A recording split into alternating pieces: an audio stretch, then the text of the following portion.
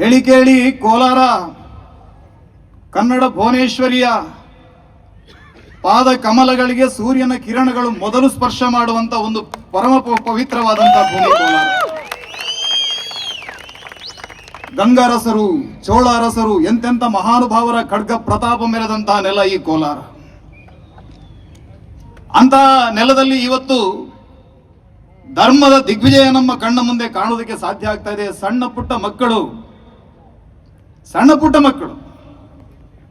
ಇಡೀ ಮೆರವಣಿಗೆ ಉದ್ದಕ್ಕೆ ರಾಷ್ಟ್ರದ ಮಹಾಪುರುಷರ ವೇಷವನ್ನು ಧರಿಸಿ ಅವರ ಆದರ್ಶಗಳನ್ನು ಹೃದಯದಲ್ಲಿ ಬಿತ್ತಿಕೊಂಡು ನಾಳಿನ ಭವಿಷ್ಯ ಭಾರತದ್ದು ಏನಾಗಿರುತ್ತೆ ಅನ್ನುವುದರ ಒಂದು ಸ್ಪಷ್ಟವಾದಂತಹ ಚಿತ್ರಣವನ್ನ ಈ ಕೋಲಾರದ ನೆಲದಿಂದ ಇಡೀ ಕರ್ನಾಟಕಕ್ಕೆ ಒಂದು ಸಂದೇಶವನ್ನು ಕೊಟ್ಟಿದ್ದಾರೆ. ಆ ಎಲ್ಲ ಮಕ್ಕಳಿಗೆ ಸೇರಿರುವಂತಹ ಎಲ್ಲ ತಾಯಂದಿರಿಗೆ, ಈ ಕಾರ್ಯಕ್ರಮದ ಯಶಸ್ಸಿಗಾಗಿ ದುಡಿದಂತಹ ಎಲ್ಲ ಯುವಕರು, ಅದೆಷ್ಟೋ ದಿನಗಳಿಂದ ಅವರ ಹಗಲಿನ ಕೆಲಸ, ರಾತ್ರಿಯ ನಿದ್ದೆಯನ್ನು ಬಿಟ್ಟು ಈ ಕಾರ್ಯಕ್ರಮದ ಯಶಸ್ಸಿಗಾಗಿ ದುಡಿದಿದ್ದಾರೆ. ನಿಮ್ಮೆಲ್ಲರ ಶ್ರಮ ಇವತ್ತು ಫಲ ಕೊಟ್ಟಿದೆ ಅನ್ನುವಂತಹ ಒಂದು ಅಭಿನಂದನೆಯನ್ನು ತಮಗೆಲ್ಲ ಸಲ್ಲಿಸ್ತಾ, ಕಲ್ಲಡ್ಕ ಪ್ರಭಾಕರ್ ಭಟ್ ಅವರು ಇವತ್ತು ಬರಬೇಕಿತ್ತು. ಆದರೆ ನಮ್ಮ ದೇಶದ ದುರ್ದೈವ ನೋಡಿ, ಹಿಂದೂ ಪರವಾದಂತಹ ವಿಚಾರವನ್ನು ವ್ಯಕ್ತಪಡಿಸ್ತಾರೆ ಅನ್ನೋ ಕಾರಣಕ್ಕಾಗಿ ನಾನಾ ರೀತಿಯಾದಂತಹ ತೊಂದರೆಗಳನ್ನ ಅವರು ಎದುರಿಸಬೇಕಾಯ್ತು. ಆದ್ರೆ ನಾನು ಹೇಳ್ತೇನೆ, ಕಲ್ಲಡ್ಕ ಪ್ರಭಾಕರ ಭಟ್ ಅನ್ನೋದು ಅದೊಂದು ಬೆಂಕಿ. ಆ ಬೆಂಕಿಯನ್ನ ಕೆಣಕಿ, ಯಾಕಂದ್ರೆ ವ್ಯಕ್ತಿ ಬೆಂಕಿಯಲ್ಲ, ಅವರ ಒಳಗಿರುವಂತಹ ವಿಚಾರ ಏನಿದೆ ಅದು. ಇತ್ತೀಚೆಗೆ ಯಾವುದೊಂದು ಚಿತ್ರದಲ್ಲೊಂದು ಹಾಡು ಬಂದಿತ್ತು, ಯಾವನೋ ಬೆಂಕಿನ ಕಟ್ಟಿ ಹಾಕೋನು ಬೆಂಕಿಲೇ ಹುಟ್ಟಿದ್ದು ನಮ್ಮ ಸಂಕಲೆ ಅಂತ ಹೇಳಿ. ಆ ತರ ಈ ರಾಷ್ಟ್ರೀಯ ವಿಚಾರಗಳು, ಹಿಂದುತ್ವದ ವಿಚಾರಗಳನ್ನ ನಾವು ಯಾವುದೋ ಕಾನೂನಿನ ಮೂಲಕ ದಮನ ಮಾಡ್ತೀವಿ ಅನ್ನುವಂತ ಭಂಡತನ ನಿಮ್ಮಲ್ಲಿದ್ರೆ, ನೀವು ಒಗೆದಷ್ಟು ಎತ್ತರಕ್ಕೆ ಹಾರುವಂತ, ನೀವು ಒದ್ದಷ್ಟು ಎತ್ತರಕ್ಕೆ ಹಾರುವಂತ ಫುಟ್ಬಾಲ್ ತರದ ಒಂದು ಚೆಂಡುಗಳು, ಅದು ಹಿಂದುತ್ವದ ಬೆಂಕಿ ಚೆಂಡುಗಳು ಅನ್ನುವಂತ ಸಂದೇಶವನ್ನ ಈ ವೇದಿಕೆಯ ಮೂಲಕ ಕೊಡಬೇಕು. ಸಂಘ ಹುಟ್ಟಿರುವುದೇ ಈ ರೀತಿಯ ವಿರೋಧಗಳ ಮಧ್ಯದಲ್ಲೇ. ಸಂಘವನ್ನ ಆರಂಭ ಮಾಡುವಂತಹ ಕಾಲದಲ್ಲಿ ಇದ್ದದ್ದು ಕೇವಲ 17 ಜನ ಮೊದಲ ಬೈಠಕ್ನಲ್ಲಿ. ಇವತ್ತು 40 ದೇಶದಲ್ಲಿ ಲಕ್ಷಾಂತರ ಜನ ಕಾರ್ಯಕರ್ತರಿದ್ದಾರೆ.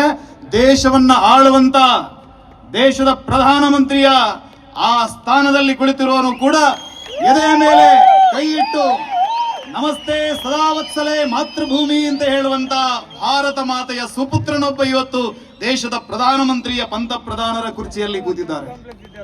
ಅದು ಸಂಘದ ತಾಕತ್ತು.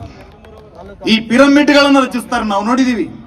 ಮೊಸರು ಕುಡಿಕೆ ಉತ್ಸವ ಆಗುವಾಗ ಪಿರಮಿಡ್ಗಳನ್ನು ರಚನೆ ಮಾಡುತ್ತಾರೆ. ಅದರಲ್ಲಿ ಮೇಲಕ್ಕೆ ಹತ್ತಿ ಆ ಮೊಸರಿನ ಕುಡಿಕೆಯನ್ನ ಒಡೆಯುವಂತ ಒಬ್ಬ ವಿದ್ಯಾರ್ಥಿ ಅಥವಾ ಒಬ್ಬ ಸಣ್ಣ ಹುಡುಗ ಮಾತ್ರ ಎಲ್ಲರ ಕೇಂದ್ರ ಬಿಂದುವಾಗಿರ್ತಾನೆ. ಎಲ್ಲರ ಗಮನ ಆತನ ಮೇಲಿರುತ್ತೆ.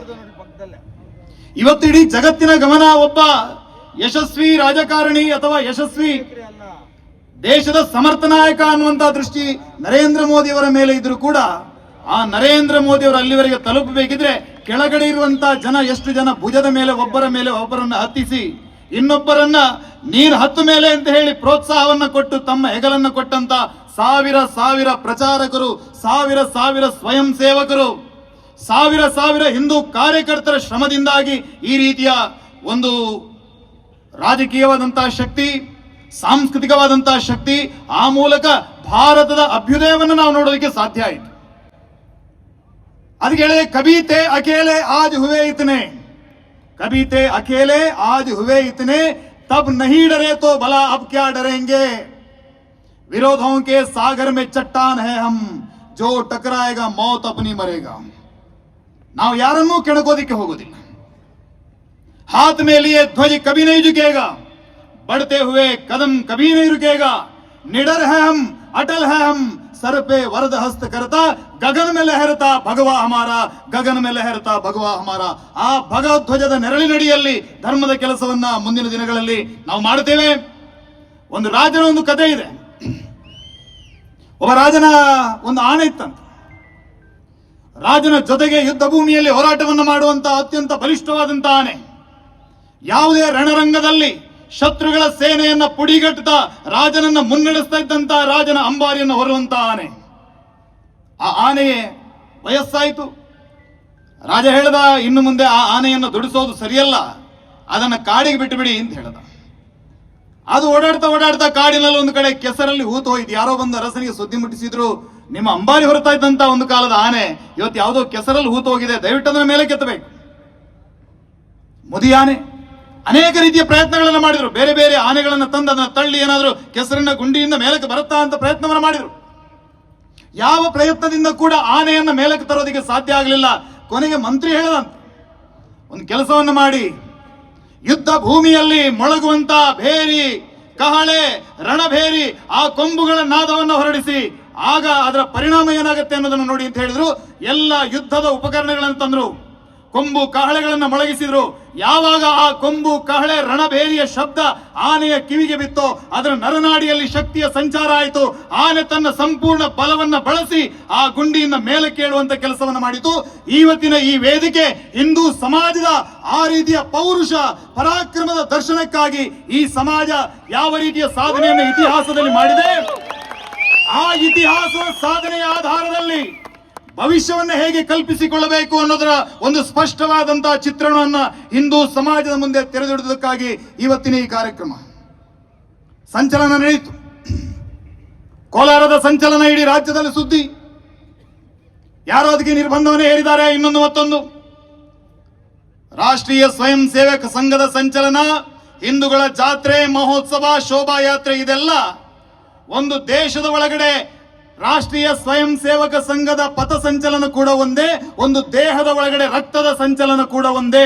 ಯಾವ ಭಾಗಕ್ಕೆ ಸಂಚಲನ ಆಗೋದಿಲ್ಲ ಆ ಭಾಗ ಒಂದಲ್ಲ ಒಂದು ದಿನ ಗ್ಯಾಂಗ್ರೀನ್ ಆಗತ್ತೆ, ನಮ್ಮ ದೇಶದಿಂದ ಪ್ರತ್ಯೇಕ ಆಗತ್ತೆ. ಹೇಗೆ ದೇಹದಲ್ಲಿ ರಕ್ತದ ಸಂಚಾರ ಅನಿವಾರ್ಯವೋ ಅಗತ್ಯವೋ, ಹಾಗೆ ದೇಶದ ಗಲ್ಲಿ ಗಲ್ಲಿಗಳಲ್ಲಿ ರಾಷ್ಟ್ರೀಯ ಸ್ವಯಂ ಸೇವಕ ಸಂಘದ ಮೂಲಕ ಹಿಂದೂ ಸಾಂಸ್ಕೃತಿಕ ಸಂಚಲನ ಕೂಡ ಅನಿವಾರ್ಯ, ಅಗತ್ಯ. ಅದನ್ನು ಮಾಡೇ ಮಾಡ್ತೀವಿ ನಾವು. ಯಾವ ಪ್ರದೇಶ ಕೂಡ ಇನ್ನೊಮ್ಮೆ ಈ ದೇಹದಿಂದ ಬೇರೆ ಆಗೋದಿಲ್ಲ. ಬ್ರಿಟಿಷರ ಕಾಲದಲ್ಲಿ ಆಗಿರಬಹುದು. ಅವರು ಅಲೋಪತಿಯನ್ನು ನಂಬುವವರು. ಒಂದು ಸ್ವಲ್ಪ ಭಾಗ ಏನಾದ್ರೂ ಗ್ಯಾಂಗ್ರೀನ್ ಆದ್ರೆ ಅದನ್ನ ಕತ್ತರಿಸಿ ಉಳಿದ ಭಾಗವನ್ನು ಉಳಿಸೋದು ಹೇಗೆ ಅನ್ನೋದನ್ನ ಯೋಚನೆ ಮಾಡೋರು. ಅಲೋಪತಿ ಚಿಕಿತ್ಸೆ ನಮ್ಮದು ಅದಲ್ಲ, ನಮ್ಮದು ಆಯುರ್ವೇದ. ನಮ್ಮಲ್ಲಿ ಆಯುರ್ವೇದದಲ್ಲಿ ಒಮ್ಮೆ ಅದನ್ನ ಕೊಳಸೋದು, ನಂಜನ್ನ ಇಳಿಸೋದು, ಮತ್ತೆ ಅದನ್ನ ಗಾಯವನ್ನ ಹೇಗೆ ತುಂಬಿಸೋದು, ಇದೆಲ್ಲ ಗೊತ್ತಿದೆ. ಯಾವ ಭಾಗ ಕೂಡ ಇನ್ನು ಈ ದೇಶದಿಂದ ಪ್ರತ್ಯೇಕ ಆಗೋದಿಲ್ಲ. ತಾಯಿ ಭಾರತೀಯ ಅಖಂಡತೆಗಾಗಿ ಹಿಂದೂ ಸಂಘಟನೆಗಳು, ರಾಷ್ಟ್ರೀಯ ಸ್ವಯಂ ಸೇವಕ ಸಂಘ ಈ ರೀತಿಯ ಪಥಸಂಚಲನವನ್ನ ಭಾರತದ ಪ್ರತಿಯೊಂದು ಊರುಗಳಲ್ಲಿ ಮಾಡಬೇಕು. ಆ ಮೂಲಕ ಹಿಂದೂ ಶಕ್ತಿಯ ಜಾಗೃತಿಯನ್ನ ಮಾಡಬೇಕು. ಶಕ್ತಿ ಸ್ವರೂಪಿಣಿ ಭಾರತ ಮಾತೆಯ ದುರ್ಜಯ ಪುನರವತಾರ ಮೂಡುತ್ತಿದೆ ನವಭಾರತದೆಲ್ಲೆಡೆ, ನವ ಚೈತನ್ಯದ ಸಂಚಾರ. ಆ ರೀತಿಯ ಒಂದು ಅದ್ಭುತವಾದಂತ ಪಥಸಂಚಲನ ಕೋಲಾರದಲ್ಲಿ ನಡೆಯಿತು. ಈ ಮಣ್ಣಿನಲ್ಲಿ ಅನೇಕ ವರ್ಷದ ಇತಿಹಾಸವನ್ನು ನೀವು ತೆಗೆದು ನೋಡಬೇಕು.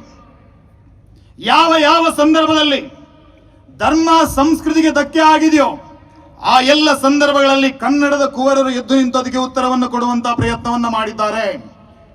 6ನೇ 7ನೇ ಶತಮಾನದಲ್ಲಿ ಅರಬ್ಬರ ಗಡಿಯಿಂದ ನುಗ್ಗಿ ಬಂದಂತಹ ಶತ್ರುಗಳಿಗೆ ಗುರ್ಜರ ಪ್ರತಿಹಾರ ರಾಜರು ಕೈಸೋತರು. ಆ ಎಲ್ಲ ಭಾಗಗಳಿಂದ ತಾಣೇಶ್ವರದವರೆಗೆ ಸೇನೆ ನುಗ್ಗಿ ಬರುತ್ತೆ, ಗುಜರಾತ್ನವರೆಗೆ ಬರುತ್ತೆ.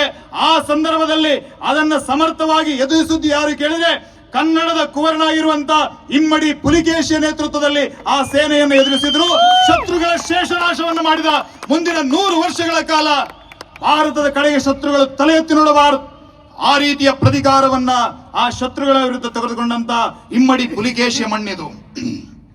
3ನೇ ಗೋವಿಂದ, ಪ್ರಭೂತವರ್ಷ ನೃಪತುಂಗ, ಹೀಗೆ ಅನೇಕ ಜನ ಈ ನಾಡಿನ ಕನ್ನಡ ನಾಡಿನಿಂದ ಎದ್ದಂತ ವೀರರು ರಾಷ್ಟ್ರೀಯ ಶಕ್ತಿಯಾಗಿ ರಾಷ್ಟ್ರದ ಸಂಸ್ಕೃತಿಯನ್ನು ಉಳಿಸುವಂತಹ ಕೆಲಸವನ್ನು ಮಾಡಿದರು. ಆ ಎಲ್ಲ ಸಂದರ್ಭಗಳಲ್ಲಿ ನಾನು ರಜಪೂತರ ಉಲ್ಲೇಖವನ್ನು ಮಾಡ್ತೀವಿ. ಕ್ರಿಸ್ತಶಕ 712ರಲ್ಲಿ ಈ ದೇಶದ ಮೇಲೆ ಮೊಹಮ್ಮದ್ ಬಿನ್ ಕಾಸಿಂನ ದಾಳಿ ನಡೆಯಿತು. ಸಿಂಧ್ ಪದಾಕ್ರಾಂತವಾಗೋಯ್ತು. ಯಾವ ಸಿಂಧ್ ವೇದಗಳ ಜನ್ಮಭೂಮಿ, ಎಲ್ಲಿ ಸರಸ್ವತಿ ನದಿ, ಗಂಗಾ ನದಿ ಅಥವಾ ಅನೇಕ ಸಿಂಧು ನದಿಯ ಉಪಾಸನೆಗಳು ನಡೆಯಿತು, ವೇದಗಳ ಧೂಮದಿಂದ ಆ ದೇವತೆಗಳನ್ನ ತೃಪ್ತಪಡಿಸುವಂತಹ ಕೆಲಸವನ್ನ ಋಷಿ ಮುನಿಗಳು ಮಾಡ್ತಾ ಇದ್ರು. ವೇದ ವಾಗ್ಮಯಗಳು ಅರಳಿದುವು. ಅಂತ ಪರಮ ಪವಿತ್ರವಾದಂತಹ ಸಿಂಧನ ನೆಲ ಅದರ ಮಣ್ಣಿನ ಮಕ್ಕಳಾದಂತಹ ಹಿಂದೂಗಳ ರಕ್ತದಿಂದಲೇ ತೊಯ್ದು ಹೋಯಿತು. ಸಿಂಧು ಕಣಿವೆ ಯೊಡಲಿನಿಂದ ವೀರಗಾನ ಮೊಳಗಲಿ, ಧ್ಯೇಯ ರವಿಯ ಕಿರಣ ತರುಣ ಹೃದಯ ಗುಡಿಯ ಬೆಳಗಲಿ ಎದ್ದು ನಿಲ್ಲು ಭಾರತ ಅಂತ ನಾವು ಹಾಡ್ತೀವಲ್ಲ, ಆ ಸಿಂಧು ಪ್ರದೇಶ ಸಂಪೂರ್ಣವಾಗಿ ಹಿಂದೂ ಮುಕ್ತವಾಗಿ ಹೋಗುವಂತಹ ಸ್ಥಿತಿ ನಿರ್ಮಾಣ ಆದಾಗ ಅದನ್ನು ಎದುರಿಸಿದ್ದು ಯಾರು ಕೇಳಿದ್ರೆ ರಜಪೂತ ವೀರರು ನಿರಂತರವಾಗಿ ಬಲಿದಾನ. ಏ ಹೈ ದೇಖೋ ರಾಜಪುತಾನ ನಾಜ್ ಇಸೆ ತಲವಾರೋं पे जिसने पूरे जीवन काटे बर्जी तीर कटोरों पे, ये प्रताप का वतन पला है आजादी की नारों पे, कूद पड़ी थी यहाँ हजारों पद्मिनियां अंगारों पे, कूद पड़ी थी यहाँ हजारों पद्मिनियां अंगारों पे, इस मिट्टी से तिलक करो ये मिट्टी है बलिदान की. 500 ವರ್ಷಗಳ ನಿರಂತರವಾದಂತಹ ಹೋರಾಟ. ರಾಷ್ಟ್ರದ ಉಳಿವಿಗಾಗಿ ಒಂದೊಂದು ಮನೆಯ 3 ಪೀಳಿಗೆಗಳು ನಾಶ ಆಗಿ ಹೋದ್ರು. ಮಹಾರಾಣಾ ಪ್ರತಾಪ ಅರಮನೆಯಲ್ಲಿ ಇರಬೇಕಾದವನು ಬೆಟ್ಟ ಗುಡ್ಡಗಳಲ್ಲಿ ಹುಲ್ಲಿನ ರೊಟ್ಟಿಯನ್ನು ತಿಂದುಕೊಂಡು, ರಾಜಕುಮಾರರಿಗೆ ಮರಗಳಿಗೆ ಉಯ್ಯಾಲೆಯನ್ನು ಕಟ್ಟಿಕೊಂಡು, ಆ ರಾಣಿಯರು ವನವಾಸವನ್ನು ಅನುಭವಿಸಿಕೊಂಡು ಸ್ವಾಭಿಮಾನವನ್ನು ಬಿಟ್ಟುಕೊಡದೆ ಧರ್ಮದ ಉಳಿವಿಗೆ ಬೇಕಾಗಿ ಹೋರಾಟವನ್ನು ಮಾಡಿದರು. ನಿರಂತರವಾದಂತಹ ಹೋರಾಟ 500 ವರ್ಷಗಳ ಕಾಲ. 500 ವರ್ಷದ ನಂತರ ಆ ರಜಪೂತರು ಒಂದೇ ಒಂದು ಯುದ್ಧವನ್ನ ಸೋತರು. ಆ ಒಂದು ಯುದ್ಧವನ್ನ ಸೋತಂತ ಕಾರಣ ತರೈನ ಯುದ್ಧವನ್ನ ಸೋತರು. ಪರಿಣಾಮವಾಗಿ ಶತ್ರುಗಳು ರಾಮೇಶ್ವರದವರೆಗೆ ನುಗ್ಗಿ ಬರ್ತಾರೆ. ರಾಮೇಶ್ವರದವರೆಗೆ ಮಠ ಮಂದಿರಗಳು ನಾಶ ಆಯಿತು. ಮಹಿಳೆಯರ ಮೇಲೆ ಅತ್ಯಾಚಾರ, ಇಡೀ ಲೂಟಿ, ಈ ಸಂಸ್ಕೃತಿಯನ್ನು ನಾಶ ಮಾಡುವಂತಹ ಪ್ರವೃತ್ತಿಗಳು, ಅಕ್ರಮವಾದಂತಹ ಮತಾಂತರ, ಈ ಎಲ್ಲ ಸಂಸ್ಕೃತಿ ನಾಶ ನಡೀತಾ ಇರುವಾಗ ಅದಕ್ಕೆ ಉತ್ತರವನ್ನು ಕೊಟ್ಟದ್ದು ಯಾರು ಕೇಳಿದ್ರೆ ಕನ್ನಡದ ಕುವರರು. ಇದೇ ಕಂಪಿಲರಾಯ, ಗಂಡುಗಲಿ ಕುಮಾರರಾಮ, ಹಕ್ಕಬುಕ್ಕ, ಶ್ರೀಕೃಷ್ಣ ದೇವರಾಯರ ನೇತೃತ್ವದಲ್ಲಿ ವಿಜಯನಗರ ಸಾಮ್ರಾಜ್ಯ ಎದ್ದು ನಿಲ್ಲುತ್ತೆ. ಪಂಪಾಪತಿ ವಿರೂಪಾಕ್ಷನನ್ನ ಸಾಕ್ಷಿಯಾಗಿಟ್ಟುಕೊಂಡು, ಅಲ್ಲಿ ಹರಿಯುವಂತಹ ತುಂಗಭದ್ರೆಯನ್ನ ಸಾಕ್ಷಿಯಾಗಿಟ್ಟುಕೊಂಡು, ಹೇಮಕೂಟ, ಮಾತಂಗ ಪರ್ವತ, ಋಷ್ಯಮುಖ ಪರ್ವತಗಳ ಮಧ್ಯದಲ್ಲಿ ಅನೆಗೊಂದಿ ದ್ವಾರ ಸಮುದ್ರದಲ್ಲಿ ಅದ್ಭುತವಾದಂತಹ ರಾಜ್ಯ, 7 ಸುತ್ತಿನ ಕೋಟೆಯನ್ನು ಕಟ್ಟಿ ಧರ್ಮ ಸಂಸ್ಕೃತಿಯನ್ನ ಉಳಿಸುವಂತ ಒಂದು ಅದ್ಭುತವಾದಂತಹ ಪ್ರಯತ್ನ ಭಾರತದ ಮಣ್ಣಿನಲ್ಲಿ ನಡೆಯಿತು. ಉತ್ತರ ಭಾರತದಲ್ಲಿದ್ದಂತ ಅನೇಕ ಜನ ಆಶ್ರಯವನ್ನು ಬಯಸಿಕೊಂಡು ಕನ್ನಡದ ನೆಲಕ್ಕೆ ಬಂದರು. ವೇದಗಳಿಗೆ ಭಾಷ್ಯ, ದಾಸ ಸಾಹಿತ್ಯ, ವಚನ ಸಾಹಿತ್ಯ, ಕರ್ನಾಟಕ ಸಂಗೀತ, ಭರತನಾಟ್ಯ, ನೃತ್ಯ ಕಲೆ ಸಾಹಿತ್ಯ ಶ್ರೀಮಂತಿಗೆ ಯಾವ ಮಟ್ಟಕ್ಕೆ ಕೇಳಿದ್ರೆ ಜಗತ್ತಿನಲ್ಲಿ ರೋಮ್ಗಿಂತ ಶ್ರೀಮಂತವಾದಂತಹ ಸಾಮ್ರಾಜ್ಯ ಎಲ್ಲಿದೆ ಅಂತ ಕೇಳಿದ್ರೆ ಕನ್ನಡದ ನೆಲಕ್ಕೆ ಕೈ ನೀಟಿಸಿ ತೋರಿಸುವ ತರದ ಒಂದು ರಾಜ್ಯವನ್ನ ನಿರ್ಮಾಣ ಮಾಡಿದ್ದು ಯಾರು ಕೇಳಿದ್ರೆ ಅದು ಶ್ರೀಕೃಷ್ಣ ದೇವರಾಯ. ಆಳಿದ್ದು ಕೇವಲ 20 ವರ್ಷ, ಆದ್ರೆ ಜಗತ್ತಿನಲ್ಲಿ ಆ ರೀತಿಯ ಸಮರ್ಥ ದಕ್ಷ ಆಡಳಿತಗಾರ ಇವತ್ತಿನವರೆಗೆ ಇನ್ನೊಬ್ಬ ಬಂದಿಲ್ಲ. ಅದು ಈ ಕನ್ನಡದ ನೆಲದ ತಾಕತ್ತದು. ಈ ರೀತಿಯ ಅನೇಕ ಪ್ರೇರಣಾದಾಯಿ ಸಂಗತಿಗಳ ಜೊತೆಗೆ ಕನ್ನಡದ ನಾಡು, ಕನ್ನಡದ ಮಣ್ಣಿನ ಮಕ್ಕಳು ತ್ಯಾಗ ಬಲಿದಾನಗಳನ್ನು ಮಾಡಿ ರಾಜ್ಯವನ್ನು ಕಟ್ಟಿದ್ರು. ಯಾರು ಕೂಡ ನಾನು ಲಿಂಗಾಯತ, ಒಕ್ಕಲಿಗ, ಕುರುಬ, ಬಣಜಿಗ, ದಲಿತ, ಬ್ರಾಹ್ಮಣ ಯಾವುದೂ ಇರಲಿಲ್ಲ. ಇದೇ ಪಾಳೆಗಾರರು, ವಾಲ್ಮೀಕಿ ಸಮಾಜ, ಕುಂಚಕನಾಳದ ಬೆಟ್ಟದಲ್ಲಿ ವೀರಭದ್ರಪ್ಪ ನಾಯಕನ ನೇತೃತ್ವದಲ್ಲಿ ಹೈದರಾಲಿಯ ಸೇನೆಯನ್ನ ಪ್ರತಿ ಸೋಮವಾರ 100 ಜನ ಶತ್ರುಗಳ ರುಂಡವನ್ನು ತಂದು ಆ ಮಾರಮ್ಮನ ಮುಂದೆ ಕರ್ಪೂರದ ದೀಪ ಬೆಳಗಿದಂತ ಇತಿಹಾಸ, ಗಂಡೋಬಳವನಾಗತಿ ತನ್ನ ಮಗನಿಗೆ ರಕ್ತದ ಅಭಿಷೇಕವನ್ನು ಮಾಡಿದಂತ ಚಿತ್ರದುರ್ಗದ ಪರಂಪರೆ, ದುರ್ಗಾಸ್ತಮಾನ ಓದಬೇಕು. ಮದಕರಿ ನಾಯಕರ ಚರಿತ್ರೆ, ಇದೇ ಮಣ್ಣಿನಲ್ಲಿ ಕುರುಬ ಸಮಾಜದಿಂದ ಎದ್ದು ನಿಂತ ಅನೇಕ ಜನ ವೀರರು, ಅದು ಸಂಗೊಳ್ಳಿ ರಾಯಣ್ಣನವರೆಗೆ ಎಂತೆಂಥ ಬಲಿದಾನಗಳು ನಾಡಿಗಾಗಿ, ನಾಡಿನ ಮುಕ್ತಿಗಾಗಿ ನಡೀತು. ಈ ನಾಡಿನಲ್ಲಿ ವಿಜಯನಗರ ಸಾಮ್ರಾಜ್ಯವನ್ನ ಕಟ್ಟಬೇಕು ಅಂತ ಹೊರಟಾಗ ವಿದ್ಯಾರಣ್ಯರು ಎಲ್ಲ ಜಾತಿ ಜನಾಂಗದ ಪ್ರಮುಖರನ್ನ ಭೇಟಿ ಮಾಡ್ತಾರೆ, ಯಲಹಂಕದ ನಾಡಪ್ರಭುಗಳನ್ನ ಭೇಟಿ ಮಾಡ್ತಾರೆ, ಎಲ್ಲರನ್ನ ವಿಶ್ವಾಸಕ್ಕೆ ತೆಗೆದುಕೊಂಡು ಒಂದು ಕನ್ನಡಿಗರ ರಾಜ್ಯವನ್ನ ಸ್ಥಾಪನೆ ಮಾಡ್ತಾರೆ. ಆ ರೀತಿಯ ಆ ಕನ್ನಡಿಗರ ನಾಡು ಸುಮಾರು 300 ವರ್ಷಗಳ ಕಾಲ ನಮ್ಮ ಧರ್ಮ ಸಂಸ್ಕೃತಿಯನ್ನು ಉಳಿಸಿತು. ನಾವು ನಮ್ಮತನವನ್ನು ಮರೆತ್ವಿ, ನಮ್ಮ ಸಮಾಜದ ಆ ಅಂತಸತ್ವಗಳನ್ನು ದೂರಕ್ಕಿಟ್ವಿ, ಆಂತರಿಕ ಕಚ್ಚಾಟದಲ್ಲಿ ತೊಡಗಿದ್ವಿ. ಇವತ್ತು ಯಾವ ಒಂದು ಸೂಡೋ ಸೆಕ್ಯುಲರಿಸಂ ನಮ್ಮನ್ನು ಆವರಿಸಿದೆ ಅದು ವಿಜಯನಗರದ ಅಳಿಯ ರಾಮರಾಯನಿಗೂ ಅಡರಿತು. ಯಾರೋ ಪರದೇಶಿಗಳು, ಅವರ ಹೆಸರು ಗಿಲಾನಿ ಬ್ರದರ್ಸ್ಗಳಂತೆ, ಅವರಿಗೆ ಸೇನೆಯ ಅಧಿಕಾರವನ್ನು ಕೊಟ್ಟ. ರಕ್ಕಸಗಿ ತಂಗಡಿಗೆ ಯುದ್ಧದಲ್ಲಿ 60,000 ಸೇನೆ ವಿಜಯನಗರ ಸಾಮ್ರಾಜ್ಯದ ಅನ್ನ ತಿಂದವರು ವಿಜಯನಗರ ಸಾಮ್ರಾಜ್ಯಕ್ಕೆ ಮೋಸವನ್ನು ಮಾಡ್ತಾರೆ, ಶತ್ರುಗಳ ಜೊತೆ ಕೈ ಜೋಡಿಸ್ತಾರೆ. ನಾನು ಹುಟ್ಟಿ ಬೆಳೆದಂತ ನನ್ನ ದೇಶಕ್ಕಿಂತ ನನ್ನ ಮತವೇ ಶ್ರೇಷ್ಠ ಅನ್ನುವಂತ ಭಾವನೆಯಿಂದ ನಾಡಿಗೆ ಮೋಸವನ್ನು ಮಾಡಿದರು. ಹಂಪೆ ಹಳೆಬೀಡಿನಲ್ಲಿ ಅಡಿಗಡಿಗೆ ಹರಡಿರುವ ಕಲ್ಲಿನ ಕತೆಗೂ ಹೊಸ ಬಾನುಲಿಯನಿತ್ತು. ಇತಿಹಾಸದುದ್ದಕ್ಕೂ ಕೊಲೆ ಸುಲಿಗೆಗೊಳಗಾಗಿ ದೈತ್ಯರ ಅತ್ಯಾಚಾರಕ್ಕಾಹಾರವಾದ ಬಂಧು ಭಗಿನಿಯರ ಒಡಲ ಸಂಕಟದ ಬೆಂಕಿಯನ್ನು ಕೆದಕಿ ಬೂದಿಯನ್ನೂದಿ ದೇಶಕ್ಕೆ ತೋರಬೇಕು ಸರಿಯಾದ ಹಾದಿ. ರಕ್ಕಸಗಿ ತಂಗಡಿಗೆ ಯುದ್ಧದಲ್ಲಿ ಲಕ್ಷಾಂತರ ಜನರ ನಾಶ ಆಯ್ತು. ತಾಯಂದ್ರ ಮೇಲೆ ಅತ್ಯಾಚಾರಗಳು ನಡೆಯಿತು, ಅಪಮಾನಗಳು ನಡೆಯಿತು, ಅಪಹರಣಗಳು ನಡೆಯಿತು. ದೇವಾಲಯಗಳನ್ನು ಧ್ವಂಸ ಮಾಡಿದ್ರು. 5-6 ತಿಂಗಳ ಕಾಲ ವಿಜಯನಗರ ಸಾಮ್ರಾಜ್ಯದ ಒಂದೊಂದು ಮೂರ್ತಿಯನ್ನ ಧ್ವಂಸ ಮಾಡುವಂತ ಕೆಲಸವನ್ನು ಮಾಡಿದ್ರು. ಒಂದೊಂದು ದೇವಸ್ಥಾನವನ್ನ 33-40 ವರ್ಷಗಳ ಕಾಲ ಕಟ್ಟಿ ನಿಲ್ಲಿಸಿದಂತ ಆ ಎಲ್ಲ ಶಿಲ್ಪಕಲೆ, ಆ ಎಲ್ಲ ಕಲಾವಿದರು ಅವರೆಲ್ಲರ ಶ್ರಮವನ್ನ ಒಂದು ರಾತ್ರಿ ಹಗಲಾಗುವುದರೊಳಗೆ ಮಣ್ಣು ಪಾಲು ಮಾಡಿಬಿಟ್ರು. ಜಗತ್ತಿನ Abdul Razak, Nuniz, Domingo Paes, Robert Sewell ಈ ರೀತಿಯ ಅನೇಕ ಜನ ಹಾಡಿ ಹೊಗಳಿದಂತ ಹಂಪೆ ರಾತ್ರಿ ಹಗಲಾಗುವುದರೊಳಗಡೆ ಹಾಳು ಹಂಪೆಯಾಗಿ ಬದಲಾಯಿತು. ಸಮಾಜ ತನ್ನ ಹೊಣೆಗಾರಿಕೆಯನ್ನು ಮರೆತರೆ ಏನಾಗುತ್ತೆ ಅನ್ನೋದಕ್ಕೆ ಉದಾಹರಣೆಗೆ ಎಲ್ಲೆಲ್ಲೋ ಕಾಶ್ಮೀರಕ್ಕೋ ಕೇರಳಕ್ಕೋ ಹೋಗಬೇಕಾಗಿಲ್ಲ, ನಮ್ಮ ಹಂಪೆಯನ್ನು ಒಮ್ಮೆ ಗಮನಿಸಬೇಕು. ಇತಿಹಾಸ ಮತ್ತೆ ಮರುಕಳಿಸಬಾರದು ಅಂತಾದ್ರೆ ನಮ್ಮತನವನ್ನು ನಾವು ಅರಿತುಕೊಳ್ಳಬೇಕು. ಆ ಕೆಲಸವನ್ನು ನಾವು ಮಾಡಬೇಕು. ಆ ನಮ್ಮತನವನ್ನು ನಮಗೆ ನೆನಪಿಸುವುದಕ್ಕಾಗಿ ರಾಷ್ಟ್ರೀಯ ಸ್ವಯಂ ಸೇವಕ ಸಂಘವನ್ನ ಡಾಕ್ಟರ್ ಜಿ ಅವರು ಹುಟ್ಟಾಕ್ತಾರೆ. ಅವ್ರು ಹೇಳ್ತಾರೆ, ಈ ದೇಶವನ್ನ ಬ್ರಿಟಿಷರಿಗೆ ಹೆಚ್ಚು ಕಾಲ ಗುಲಾಮಗಿರಿಯಲ್ಲಿ ಇಟ್ಟುಕೊಳ್ಳೋದಕ್ಕೆ ಸಾಧ್ಯ ಇಲ್ಲ. ಅವರು ಒಂದಲ್ಲ ಒಂದು ದಿನ ಬಿಟ್ಟು ಹೋಗಲೇಬೇಕು. ಆದ್ರೆ ಬಿಟ್ಟು ಹೋದಂತ ಈ ದೇಶವನ್ನು ನಾವು ಎಷ್ಟು ದಿನಗಳ ಕಾಲ ಉಳಿಸ್ಕೊಳ್ತೀವಿ ಅನ್ನೋದು ಮುಖ್ಯ. ನಮ್ಮ ಆಂತರಿಕವಾಗಿರುವಂತಹ ಅನೇಕ ಸಾಮಾಜಿಕ ದೋಷಗಳ ಕಾರಣದಿಂದಾಗಿ ಹೊರಗಿನ ಶತ್ರುಗಳು ಬಂದು ನಮ್ಮನ್ನು ಆಳುವಂತಹ ಸ್ಥಿತಿ ನಿರ್ಮಾಣ ಆಗಿದೆ. ಇದು ಮುಂದುವರಿಬಾರದು ಅಂತ ಆದ್ರೆ ನಾವು ನಮ್ಮ ಸಮಾಜವನ್ನು ಬಲಿಷ್ಠ ಮಾಡಬೇಕು, ನಮ್ಮ ಸಮಾಜವನ್ನು ಗಟ್ಟಿಪಡಿಸಬೇಕು, ನಮ್ಮ ಮಕ್ಕಳಲ್ಲಿ ರಾಷ್ಟ್ರ ಪ್ರೇಮವನ್ನು ಮೂಡಿಸಬೇಕು, ಸಾಮಾಜಿಕ ಹೊಣೆಗಾರಿಕೆಯನ್ನು ಮೂಡಿಸಬೇಕು ಅಂತ ಹೇಳಿದ್ರು. ಅದರ ಪರಿಣಾಮವಾಗಿ ರಾಷ್ಟ್ರೀಯ ಸ್ವಯಂ ಸೇವಕ ಸಂಘ ಹುಟ್ಟಿತು. ಹೇಳ್ತಾರಲ್ಲ, ಸಂಘರ್ಷದಲ್ಲೇ ಹುಟ್ಟಿನಿಂದಲೇ ಸಂಘರ್ಷ. ಅನೇಕ ಬಾರಿ ನಿಷೇಧಗಳನ್ನು ಎದುರಿಸಬೇಕಾಯ್ತು. ಸಂಘದ ಮೇಲೆ ಅನೇಕ ಆರೋಪಗಳು ಬಂದವು. ಆದರೆ ಸಂಘ ಯಾವತ್ತೂ ಕೂಡ ವಿಚಲಿತ ಆಗಲಿಲ್ಲ. 100 ವರ್ಷಗಳನ್ನ ಪೂರ್ಣಗೊಳಿಸಿತು. 100 ವರ್ಷದ ಹಿಂದೆ ನಮ್ಮ ಹಿರಿಯರು ಏನೆಲ್ಲ ಕನಸುಗಳನ್ನ ಕಂಡಿದ್ರು, ಆ ಕನಸುಗಳು ಇವತ್ತು ನನಸಾಗ್ತಾ ಇರೋದನ್ನ ನಾವೆಲ್ಲರೂ ಪುಣ್ಯಾತ್ಮರು ಈ ಕಾಲದಲ್ಲಿ ಹುಟ್ಟಿದವರು ನೋಡ್ತಾ ಇದ್ದೀವಿ. ಯಾವ ಅಯೋಧ್ಯೆಯಲ್ಲಿ ಒಂದು ದೀಪವನ್ನು ಉರಿಸೋದಕ್ಕೆ ಸಾಧ್ಯ ಆಗಲಿಲ್ಲೋ ಅಂತ ಅಯೋಧ್ಯೆಯಲ್ಲಿ ರಾಮನ ಭವ್ಯ ಮಂದಿರ ನಿರ್ಮಾಣ ಆಯಿತು. ಕೋಟಿ ಕಾರ್ತಿಕೋತ್ಸವಗಳು ಸರಯೂ ನದಿಯ ತೀರದಲ್ಲಿ ನಡೆಯಿತು. ಯಾವ ವಾರಣಾಸಿ ಒಳಗಡೆ ಆ ಕಾಶಿ ವಿಶ್ವನಾಥನ ಮಂದಿರವನ್ನ ಧ್ವಂಸ ಮಾಡಿ ಅದರ ಮೇಲೆ ಜ್ಞಾನವಾಪಿ ಅಂತ ಹೇಳಿ ನಮ್ಮ ಸೀದಿಯನ್ನು ಕಟ್ಟಿದ್ರು. ಅದರ ಒಳಗಡೆ ಶೃಂಗಾರ ಗೌರಿಯ ಪೂಜೆ ಆಗಬೇಕಿದ್ರೆ ನಮ್ಮ ಈ ಪೀಳಿಗೆಯವರು ಬರಬೇಕಾಯ್ತು. ನಮ್ಮ ಕಾಲದಲ್ಲಿ ನಾವು ನೋಡಿದ್ವಿ ಅದನ್ನ.